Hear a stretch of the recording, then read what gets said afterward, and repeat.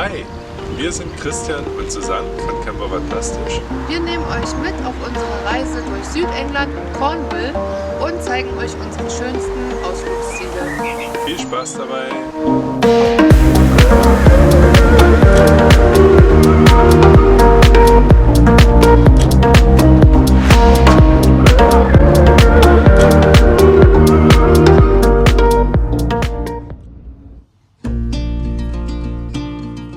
Unser erster Halt war Beachy Head, eine Landzunge ganz im Süden von England. Hier fällt das Land aus einer Höhe von 162 Metern steil hin zum Meer ab. Es sind Kreidefelsen, das heißt, es liegen auch viele lose Gesteinsbrocken im Meer. Und eine Besonderheit dieser Stelle ist der Leuchtturm, der bei Flut vollständig von der See umspült wird, bei Ebbe aber begehbar ist.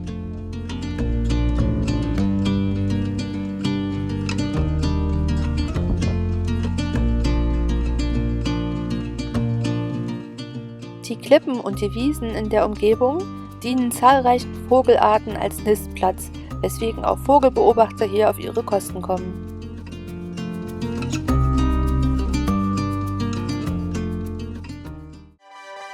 Am nächsten Tag ging es im Fishers Adventure Farm Park weiter, ein riesengroßer Vergnügungspark in Form eines Bauernhofs mit vielen verschiedenen, teilweise auch ein bisschen suspekt aussehenden Tierarten.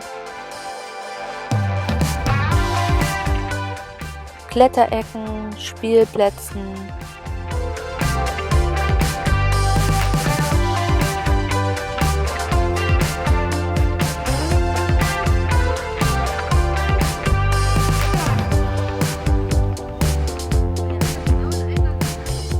Und Rutschen, die eher für Erwachsene ungeeignet sind.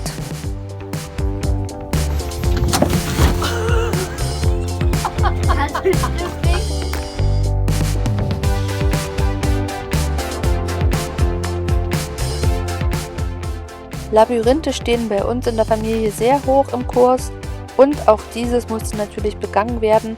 Das war gar nicht so leicht zu lösen.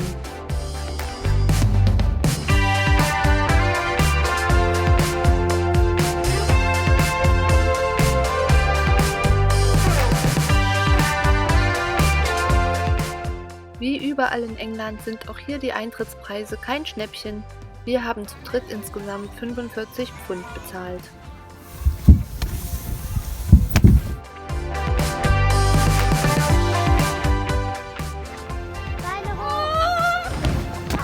Dafür dann aber kein Ereignis ausgelassen.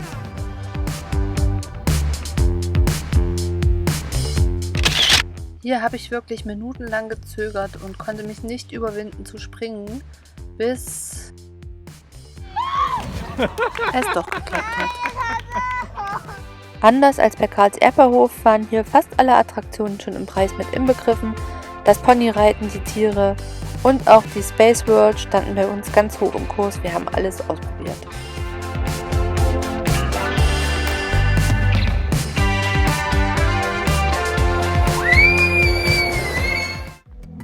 Nach 2 Nächten an der Farm sind wir weitergefahren, eine ganz berühmte Attraktion anzuschauen, nämlich Durdle Door. Dabei handelt es sich um eine ganz besondere Felsformation, aber seht gleich selbst.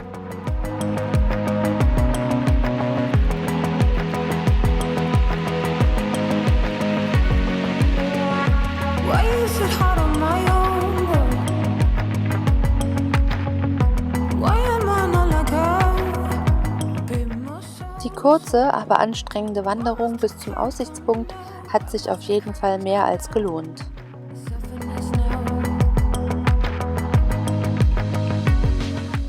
Die Felsformation wird Man of War genannt und sieht aus wie ein Kriegsschiff.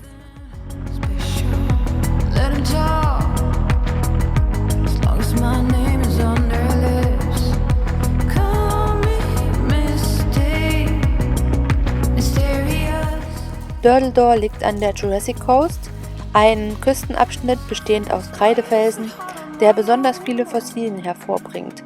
Auch wir hatten Glück und haben eine eingeschlossene Muschel im Stein entdeckt, mussten aber dann die anstrengenden Felsen auch wieder hinaufklettern.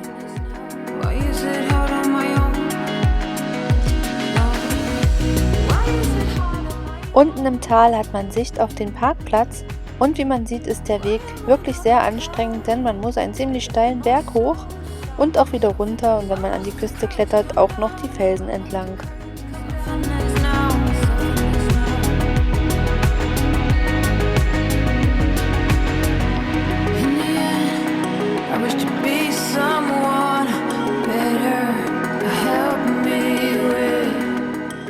Wenn man vom Parkplatz aus in die andere Richtung am Strand entlang wandert, gelangt man zu Stair Hole, eine andere Felsformation, die aber nicht weniger schön aussieht.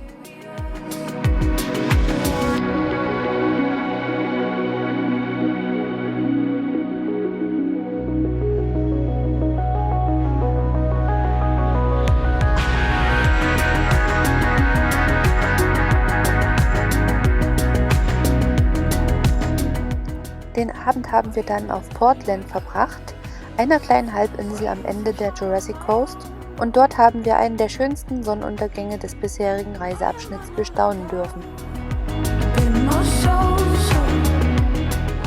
Auf einer abgelegenen Koppel haben wir außerdem noch diese hübschen Pferde entdeckt und ganz typisch für diesen Irish Tinker hier war sein Schnurrbart.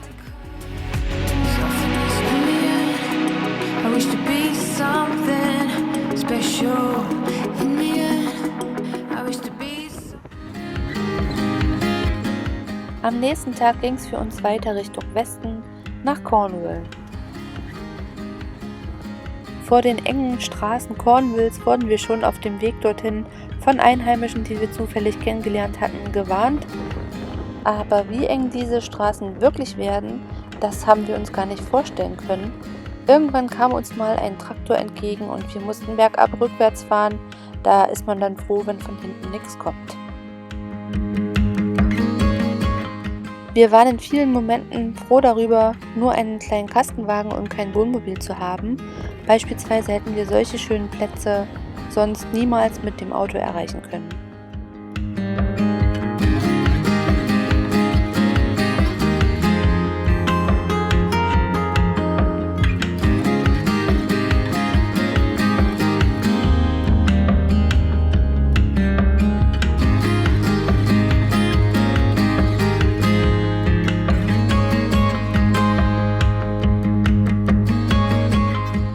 Überall an Cornwalls Küstenlinie finden sich alte Höhlen, ausgewaschen vom Meer, die auch in vergangenen Zeiten häufig als Schmugglerhöhlen genutzt worden sind.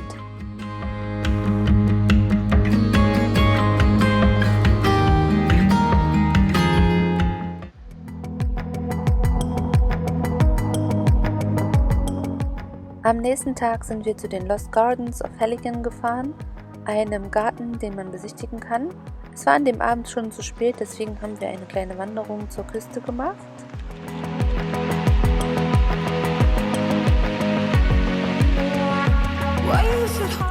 Und sind dann eher zufällig in dem kleinen Hafenort Mevagissey gelandet. Dabei handelt es sich um ein sehr verträumtes und wirklich idyllisches kleines Fischerdorf, das auf jeden Fall einen Besuch wert ist.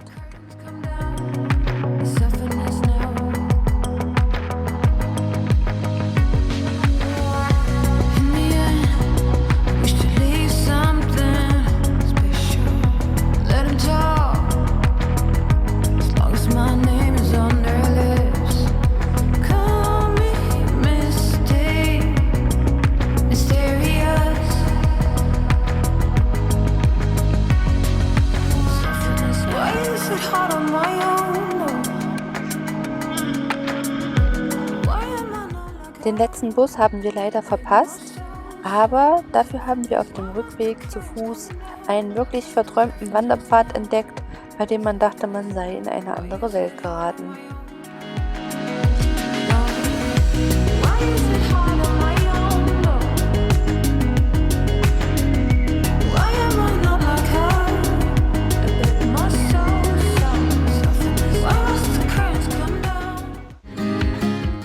Am nächsten Tag war es dann soweit. Wir besichtigten die Lost Gardens of Halligan, die zu den größten und schönsten Gärten Großbritanniens gehören. Sie bestehen aus verschiedenen Abschnitten, zum Beispiel dem Kräutergarten,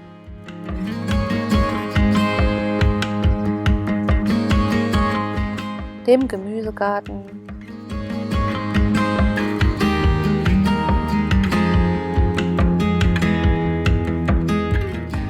dem Bauernhof mit vielen Tieren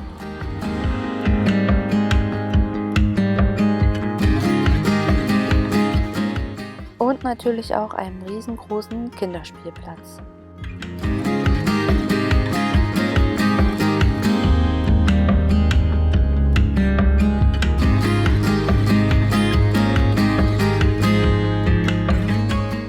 Von dort aus gelangte man in den Dschungel, wo man auf geheimen Pfaden die ganze exotische Welt entdecken konnte.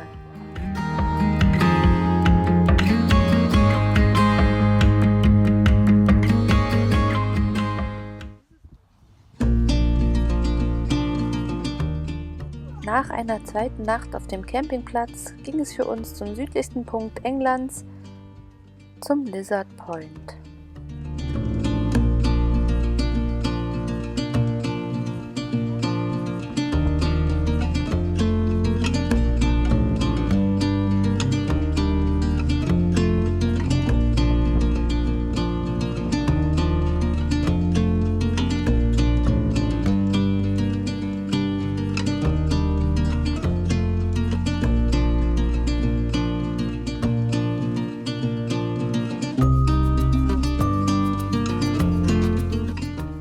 Oberhalb des kleinen hübschen Strandes waren sämtliche Hänge mit ganz vielen verschiedenen Frühlingsblumen bewachsen, einfach wunderschön anzusehen und eine herrliche Kulisse.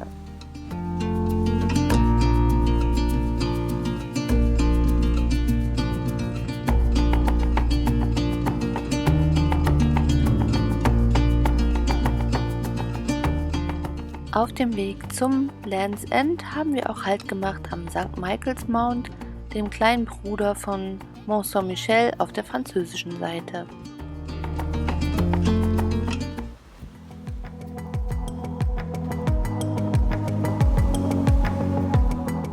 Die Küste Cornwalls ist wirklich beeindruckend. Man findet überall teilweise sehr anstrengende und herausfordernde Wanderwege, versteckte Höhlen, steile Hänge und wenn man es geschafft hat, sie zu erklimmen, hat man spektakuläre Aussichten.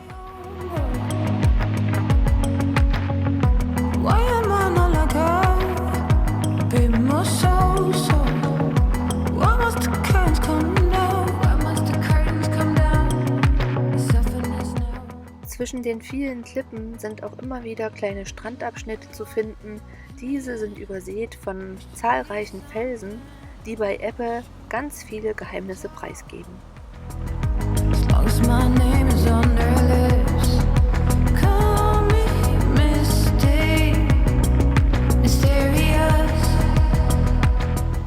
Neben Muscheln, Anemonen und kleinen Fischen haben wir sogar schon einmal Seesterne und einen Oktopus in so einem Felsbecken entdeckt.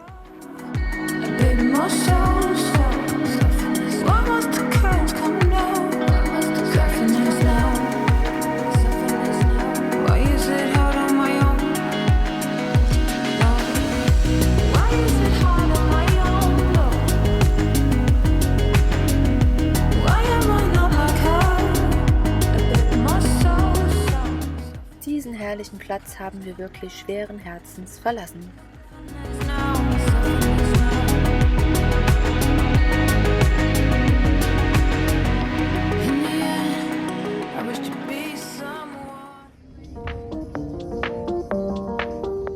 Unser Weg nach Norden hat uns weiter durch den Dartmoor Nationalpark geführt.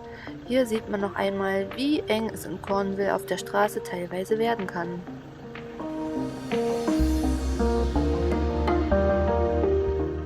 Höhen- und Breitenbegrenzungen sind häufig nur in Yard angegeben. Ein Yard entspricht ungefähr 0,9 Metern.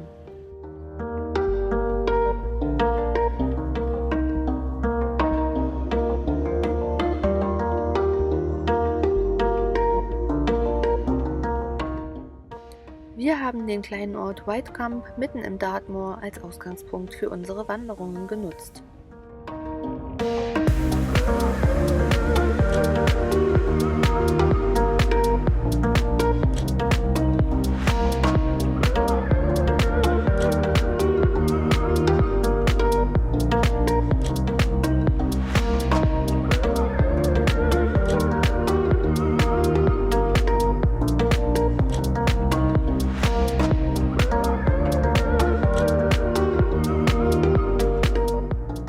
Dartmoor leben zahlreiche Ponys frei, aber auch Schafe und Kühe lassen sich hautnah bewundern.